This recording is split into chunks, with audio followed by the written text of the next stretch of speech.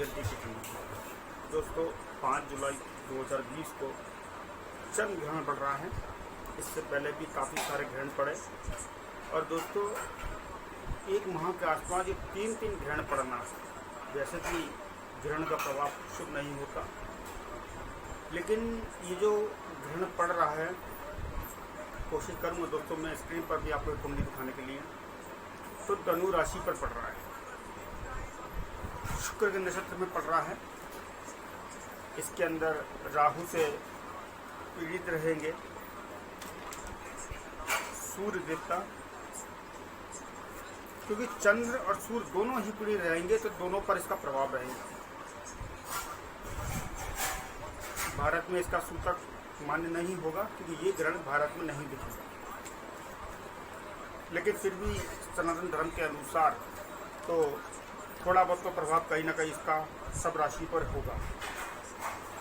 देखिए चंद्र ग्रहण जो प्रारंभ होगा वो सुबह 8:15 से प्रारंभ होगा। इसका जो मध्य रहेगा 9:59 पर रहेगा और 11:22 पर के आसपास ही समाप्त होगा। 2 घंटा 45 मिनट यानी कि 3.25 घंटे का ये ग्रहण रहेगा। जैसा कि मैंने कहा उप छाया ग्रहण है, भारत में इसका प्रभाव नहीं होगा, ना ही भारत पे दिखेगा। ये ऑस्ट्रेलिया, यूरोप, अमेरिका में और रात से 8:15 बजे पहले मैंने कहा दिखेगा। इसका राशि पर जो प्रभाव रहेगा, ये ग्रहण चंद्रमा इस समय केतु के साथ रहेंगे। केतु के साथ धनु राशि में बृहस्पति भी रहेंगे, तो कहीं ना कहीं पानी से संबंधित घटना घटने का योग बनेगा, सुनामी आने का योग बनेगा। और वैसे भी हम देखते चले आ रहे हैं पिछले काफ़ी 2-4 महीने से हम लोगों को ये सुना जा रहा है, कहीं भूकंप आया, कहीं कुछ, कहीं पानी की आपदा आई। तो मैं भगवान से यही प्रार्थना करूंगा माता रानी से कि ऐसी प्राकृतिक आपदाएं हमारे देश को ना देखने को मिले। लेकिन दोस्तों ज्योतिष में जो योग बन जाता है वो योग आपको बताना भी बेहद ज़रूरी होता है। तो यहाँ पर राहु केतु से दृष्ट रहेंगे सूर्य और चंद्रमा, जिनकी कुंडली के अंदर चंद्रमा का चंद्र ग्रहण दोष है, जिनकी कुंडली पे पापी ग्रहों का दशा, महादशा, अंतरदशा, प्राण दशा या सूक्ष्म दशा चल रही है, उन पर इसका प्रभाव देखा जा सकता है। तो दोस्तों जिसकी भी कुंडली के अंदर चंद्रमा, राहु या केतु शनि से पीड़ित हो, वो लोग थोड़े भयभीत हो सकते हैं, मानसिक तनाव उनको हो सकता है। सबसे पहले इस ग्रहण के अंदर आप अपने मन में कोई भी चीज़ ना रखें, जो आपके मन में है उसे सामने वाले को बता दें। जितना हो सके इस समय पानी और जूस का सेवन करें तो शुभ फल प्राप्त होगा। और अपने इष्ट देवता का ध्यान करें, मंत्र जाप करें, शुभ फल होगा। यदि किसी को इष्ट देवता नहीं पता हो तो वो शिव जी के मंत्र का जाप कर सकता है, इससे शुभ फलों की प्राप्ति होगी। दोस्तों इस ग्रहण का जो प्रभाव रहेगा वो 15 जुलाई तक, अत्यधिक 15 अगस्त तक रहेगा। यहाँ पर हमको कुछ नेगेटिव घटना देखने को मिल सकती है, और जिनका चंद्र और शुक्र कमजोर है उनको प्रभाव काफ़ी देखने को मिल सकता है। डिप्रेशन में वो लोग जा सकते हैं। तो जैसा कि मैंने कहा जूस का और पानी का सेवन ज़्यादा करें। आपको थोड़ा अर्जेंटिक रहना पड़ेगा, पानी जूस का सेवन करें, अपने मन की बात मन में ना रखें, लोगों से कह दें, क्योंकि ये जो ग्रहण पड़ेगा, वैसे ही गुरु बुध शनि भी वक्री रहेंगे, ये तीनों ग्रह भी वक्री हैं। तो कला के क्षेत्र से जो भी जातक है, जो कला के क्षेत्र में है, जिनका बौद्धिक कार्य है, उनके ऊपर ये थोड़ा नेगेटिव प्रभाव डाल सकता है। और जैसा कि मैंने कहा सूर्य भी इसके प्रभाव में आ रहे हैं, तो सूर्य राजा का प्रतीक है। राजा, किसी राजा पर ये योग थोड़ा भारी नजर आता है। इस ग्रहण में गुरु और चंद्र, केतु रहेंगे धनु में, और राहु, बुध और सूर्य रहेंगे मिथुन राशि में, जो पूर्ण रूप से काल से दोस्ती बनाएंगे। और ये ग्रहण पूरे विश्व में दिखेगा, लेकिन भारत, इराक, ईरान, चीन, मंगोलिया, ऑस्ट्रेलिया, एशिया में नहीं दिखेगा। ये 2 ग्रहण, एक सूर्य ग्रहण, दूसरा चंद्र ग्रहण का प्रभाव रहेगा।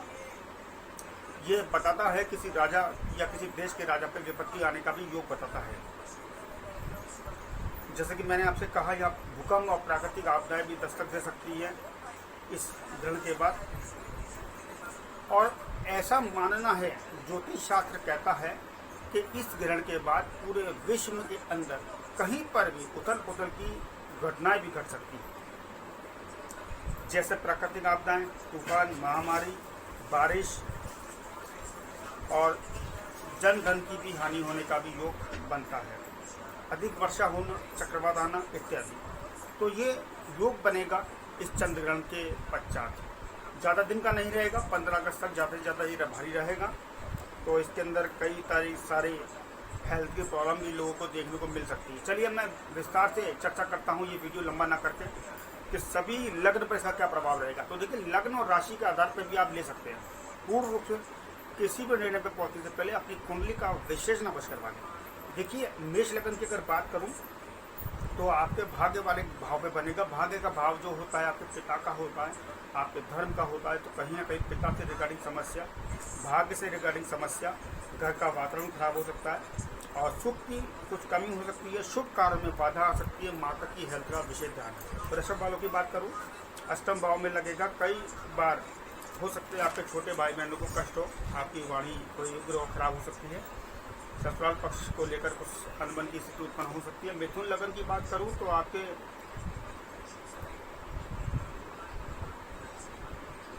सप्तम भाव पे रहेगा, तो जीवन साथी का थोड़ा भारी रहेगा, धन की हानि हो सकती है, आर्थिक मामलों में थोड़ा सावधान रहे तो आपके लिए शुभ फल रहेगा। शिव जी की आराधना करते रहें, शिव जी का मंत्र जाप करें।